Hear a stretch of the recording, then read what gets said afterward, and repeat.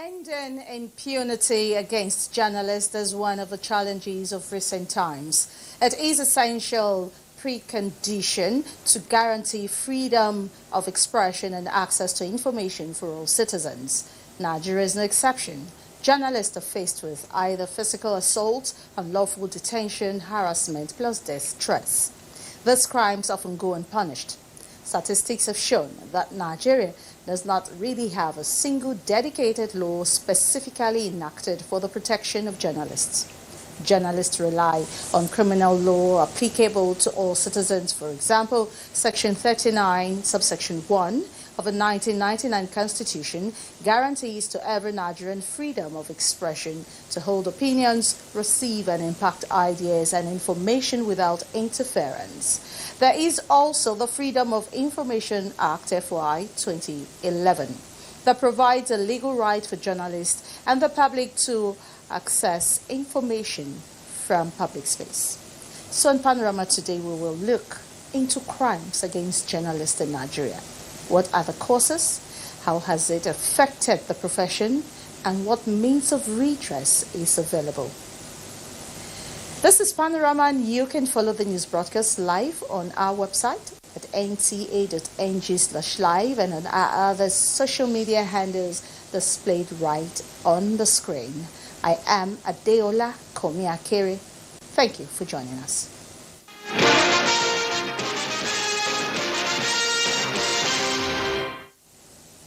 The Executive Secretary of the Nigerian Christian Pilgrim Commission, Bishop Stephen Adegbite, says that Christian leaders are working closely with their Muslim counterparts under the Nigeria Inter-Religious Council in fostering peace and mutual understanding among Nigerians.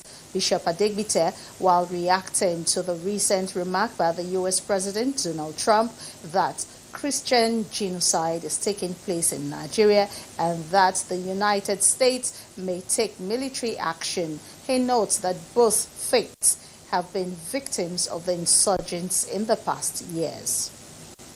It's not a religious war, but a national security emergency rooted in terrorism and criminality. Nigeria's religious leaders stand united against violence. And Nigeria has again dismissed allegation of Christian persecution in the country, restating that the nation's security agencies remain committed to tackling insecurity in the country. Chief of Defense Staff General Olufemi Oluyede said this after a closed-door meeting of all heads of security agencies in the country. Tessio Mary reports. Nigeria's top security men in a closed-door session, a general appraisal committee meeting with one key agenda on the table: dislodge the stubborn weed of insecurity giving the nation a bad name and leaving the door open for different narratives inconsistent with the situation on ground. A new and corrosive twist is the religious coloration being given to this protracted confrontation with outlaws. The National Security Advisor Nuhu Ribadu hosted the meeting with all heads of security agencies in the country in attendance. In a chat with newsmen shortly after the meeting, Chief of Defense Staff General Olufemi Oluyede stated that though Nigeria is facing security challenges, especially terrorism, insurgency and banditry, the Hydra-headed challenge is not targeted at any particular religion. But I want to make it categorically clear here that no Christian is being persecuted in Nigeria. You know very well that terrorism is a global issue, it's a global problem. There are several countries that are challenged in that respect. And it calls for collective effort. He assured all Nigerians and the international community that the current security leadership is committed to tackling insecurity in the country. And you will recall recently, that's just last week, the President, Commander-in-Chief of the Armed Forces, President Bola Ahmed Tinubu, recalibrated the security architecture by bringing on board officers of proven integrity who are seasoned in asymmetric warfare to add impetus to our operations.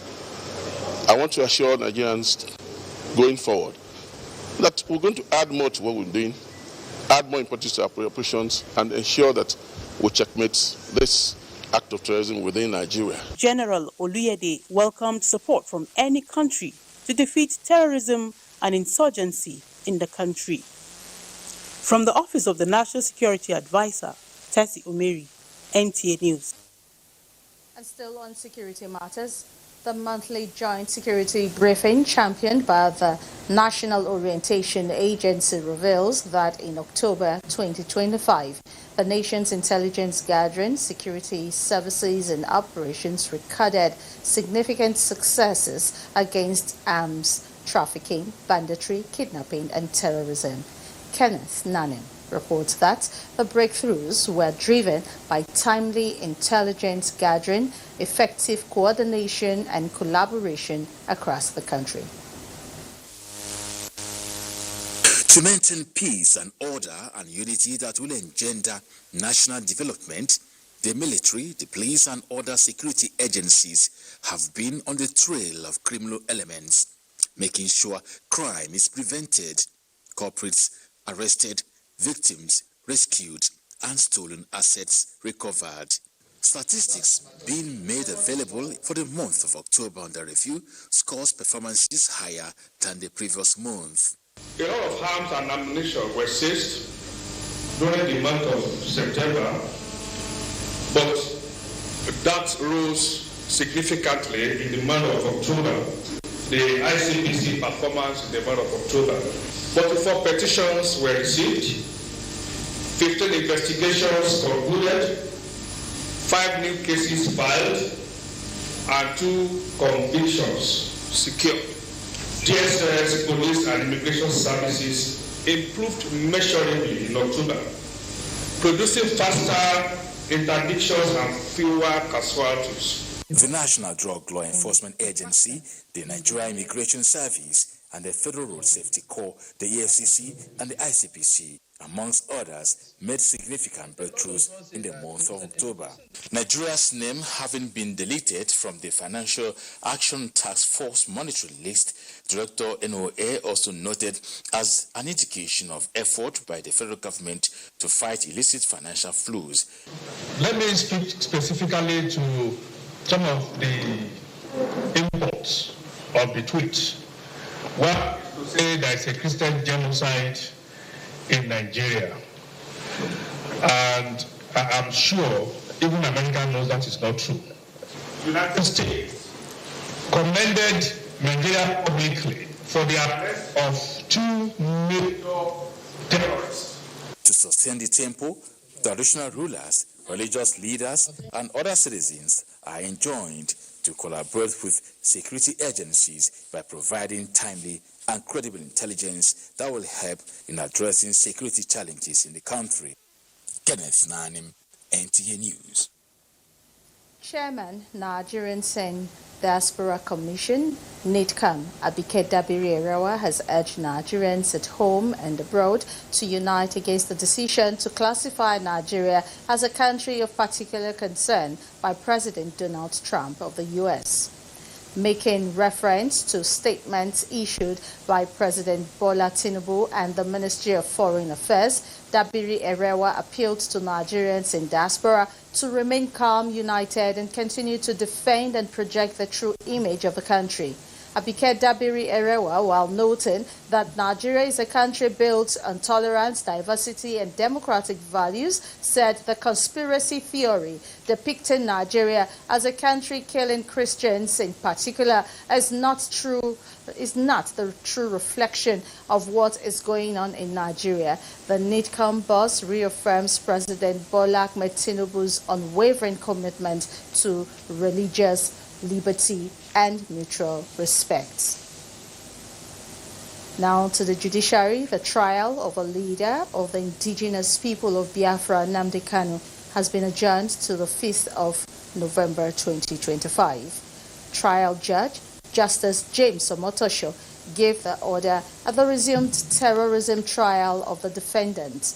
During the hearing of the matter, Nnamdi Kanu, as the defendant, refused to open his defense, claiming that there was no case against him. It will be recalled that the court had earlier ruled that Nnamdi Kanu has a case to answer.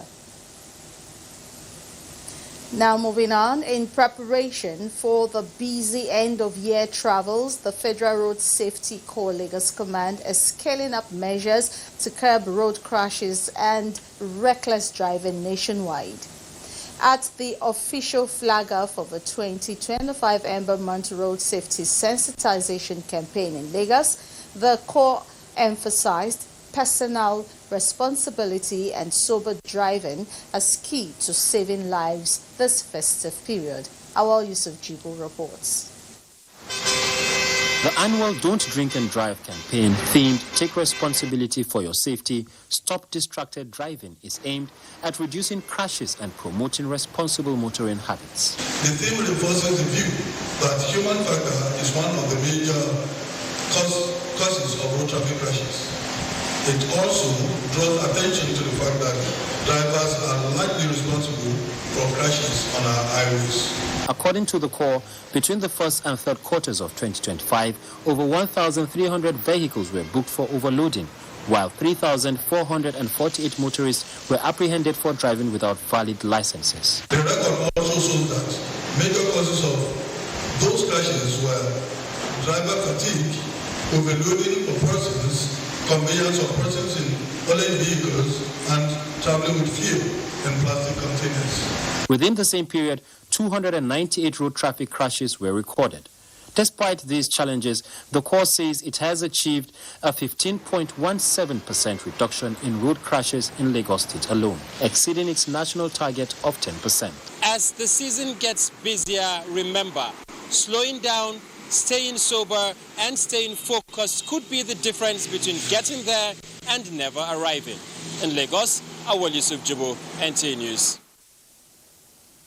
Apart from existing laws of freedom of opinion and access to information, an act coded in the Constitution that guarantees protection of journalists has been advocated by members of the Fourth Estate of the Ram to mitigate against the increasing attacks of journalists while on duty. Larry Belay has more. Statistics from International Press Center, IPC, Center for Journalism, Innovation and Development, CJID, and Media Rights Agenda show that in 2024, 69 attacks on journalists were recorded between January and October. Sadly, the data revealed that most of the attacks came from those saddled with the responsibility of protecting the people, that is, security agents.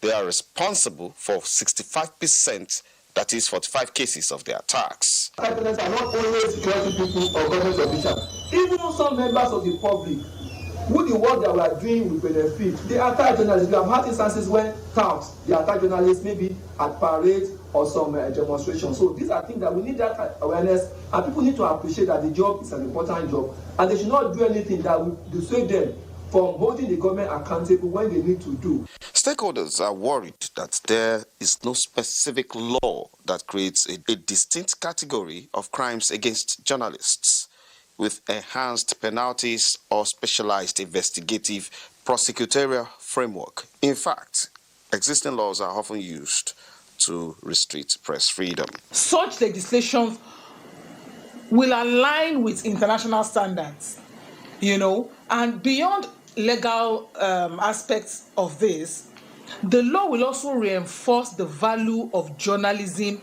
as a public good. Journalists, however, call for self-assessment, especially in the era of increased information access on internet, adding that the ethos of journalism must come to play more than ever before. In Lagos, Larry Belay, NTA News. And to talk more on crimes against journalists, causes, effects, and redress, I have with me Godfrey Biveri, a veteran journalist. Thank you for joining us on Panorama. Thank you very much. Now, in Nigeria, highlight about 3 major causes of crimes against journalists based on your experience. I think that the first thing I will look at is politics, religion, cultural causes, and then most especially military. These are the 4 areas where journalists get to be attacked in the course of reporting, doing their jobs. Okay, so how has these crimes affected the journalism profession in the country? Yes, the truth of the matter is that for journalism, it has affected journalists and journalism in the fact that whenever such attacks happen, one, the journalist becomes scared. He cannot carry out his duty or her duty the way he or she is supposed to carry it out, especially when there's a case of direct attack or threat to life. Most of the time you see they now become self-censorship on the part of the journalist. You end up not being bold enough to do what you are supposed to do because you are scared. I'll give you an example of a lady who reported something about a politician. At the middle of the night, somebody called her up and told her name, called her husband's name, called the children's name, the car the husband drives, where she works, where the husband works, where they live, and said, "We are watching you. If you continue in this line, whatever you see, you take." And she was so traumatized that for months, they even have to move from where they were living. So it actually affects journalists when such attacks takes place. Definitely, it will definitely throw the person off balance. Now, the word pen is mightier than the sword is not believed in every quarter. How should a journalist conduct themselves when in a volatile situation? Going by the example you just gave. Yes, the pen is mightier than the sword. Yeah. It's supposed to be what it's supposed to be, but it's not so. Mm-hmm. For me, what I think a journalist should do, one, where do you work? Okay. Your media house, do they have your back? Can they protect you when the ships are down? That is one. Then two, the judiciary, if anything happens, will you get protection from the judiciary? If these are not present, most of the time journalists will self-censor themselves. If you don't do that, whatever happens, even the media house you work for will deny you. And if you say you're going to go to court, but the case might be there for donkey years. No outcome. So it is better for journalists. Journalists feel it is better for them to just protect themselves. But when the media house that you work protects you, stand by you, then you can always stand your ground. I give an example. Sometime back, when Gani Kayode was on a tour, and a reporter from Daily Trust asked, "Who is bankrolling you?" And all hell was let loose. They even threatened the young man and told the company to sack him. The company did not sack him. That was a plus. I must give credit to Daily Trust. But years after, or months after, that question became relevant. We saw what happened. So seriously, the media house where the journalists work must first and foremost protect the journalists. That's your first line of cover. And in as much as the media house is duty-bound to protect journalists that work for them, the journalists should always follow the rules. There's no doubt about that. If you as a journalist, if you do not follow the rules, even your media house cannot protect you. Mm-hmm. They cannot protect you, and you even stand the chance of going to jail, because you can be dragged to court. When there's an attack against the journalist, it is difficult to get justice. But when the journalist is wrong, it is quick for the journalist to be thrown into jail.